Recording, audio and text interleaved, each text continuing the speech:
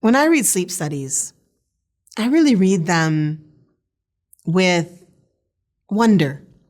I'm not wondering about the study. I'm wondering about what would happen.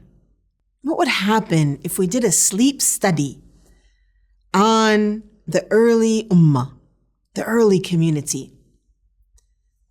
What would it tell us about the need for sleep versus the need for worship?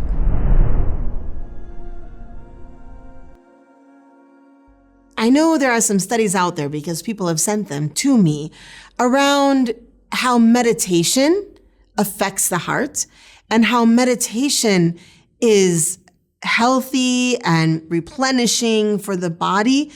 If I'm not mistaken, equal to or even more so than sleep. And so what about tahajjud?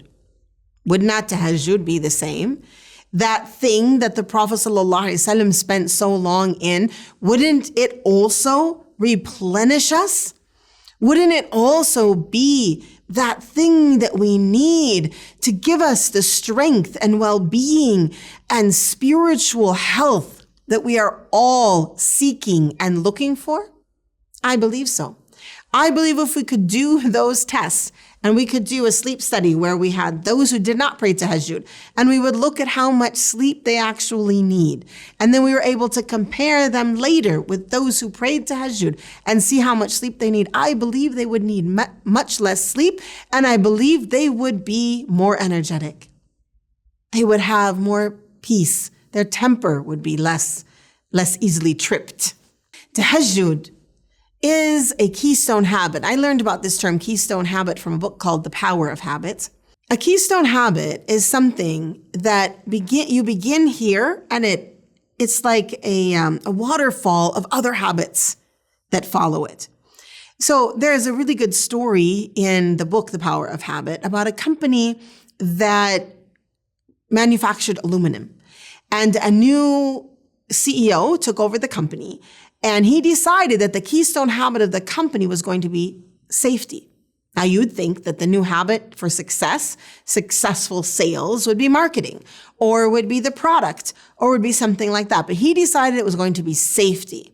And because of that keystone habit of safety in the factory for aluminum, everything came up roses, as you can say. Their sales went up, their losses went down. Everything really became, in the business world, exactly as he had hoped. Now, in the spiritual world, what is that thing? It's tahajjud. People argue with me about this. They say, why tahajjud? No, it should be something else. Because if you pray tahajjud, you're not going to miss fajr. If you pray tahajjud and you pray fajr, you're not going to miss dhuhr. You're not going to miss asr.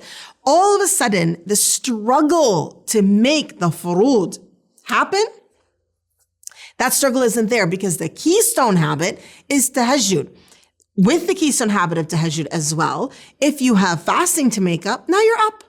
You can have suhoor and you can start fasting. If you're getting up at tahajjud, you become more organized in your day, because the blessing of the ummah is in the morning. And so now you're up early, you've prayed your fajr prayer. Maybe you got a little, whatever you needed to get done at home. Maybe you got your exercise in. You took care of whatever you need to do. You're off to work. Maybe you cleaned the entire house. You went off to work. I remember one of my teachers, she used to say, by 6 a.m., tahajjud, morning dhikr, morning wirid, morning Quran, clean up the whole house. 6 o'clock, everything is done. Yalla, now you're ready to go out and serve the community, or do your job, or go to work, or whatever it is. Take care of the 8 children at home, mashallah. Whatever it is that you have to do. That early morning time, that habit, that keystone habit, that habit will change your life. It will change your life. And this concept of a keystone habit, so you start with this tahajjud time, and now you can start with a short one. Like if you say to yourself, oh, I can't do that, that's too much. Start with 2 minutes. Start with, it's not 2 minutes, that's probably too short. But start with, let's say 10. 10 minutes before fajr, jump up, make wudu, come, pray 2 rak'ahs. Make that a habit. Set your alarm for that. If you're getting up for fajr anyway, it's just a short amount of time. Now, in the beginning, you might have jet lag of extra worship because you're not used to getting up that early. So be patient with your body as it changes. Be patient with it. And don't say to yourself, oh, I need the extra sleep. This is a trick, or maybe a trip up, I can say, of shaitan, where shaitan comes to us and says, oh, no, we need so much extra sleep. Now, yes, go to bed early. Don't go to bed at 3 a.m. and expect to wake up at 3:30 for tahajjud. No. But as you begin to change your habits and get up early, you'll start to go to bed a little bit earlier. And this is going to help you get up even earlier. It's going to help you increase your tahajjud time. But be careful of telling yourself, no. I need sleep. Unless you're sick or ill or something like that, that's a different story. But the need for sleep, that's why I question sleep studies. Where is this study that has examined the person who isn't heavy to the bed with sin? What makes us heavy to our beds? What makes us need to sleep? Exhaustion, physical exhaustion. We know this. This is not an indisputed fact that when you're exhausted, you need to sleep.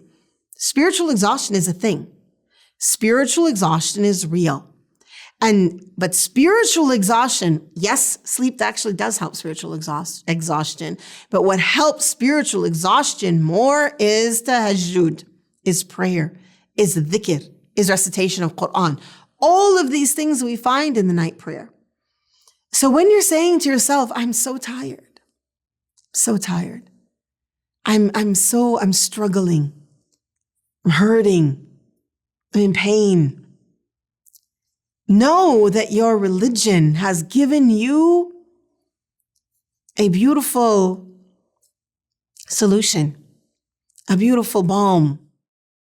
When I was young, there used to be a commercial where a very stressed out woman, she was so stressed out and she would say, Calgon, take me away. And she would go sit in the bath and feel all better after 10 minutes.